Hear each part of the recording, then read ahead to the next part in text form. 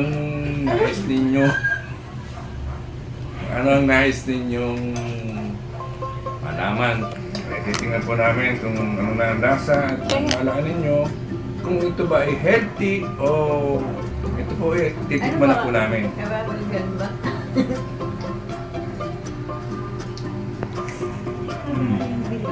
Oyos naman po pala. Ang pagkakalapo nito, hindi masyadong maburiri ang trabaho.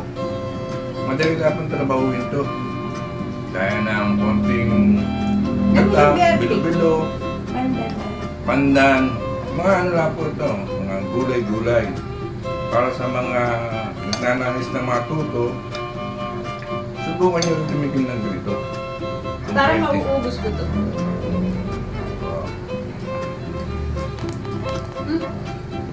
Ayos na. Ayos na po ang aming binit. Hindi masyadong matamis. Yung ano natin, bilo-bilong kulay-pula. Yung lima sa yung gulay. Kulay ba nakahalo doon? Puro po ito mga ano, pampahealthy.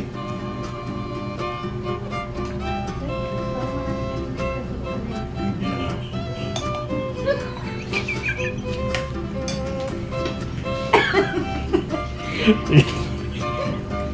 Sige pa.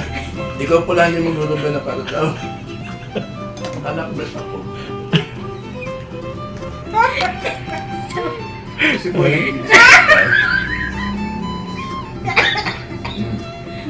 sarap po, masarap. Pakitingnan nyo, para malaan nyo. Subukin nyo sa bahay nyo, para malaan nyo kung mali o tama ang aming sinabi. Wala man na marami tayong gusto.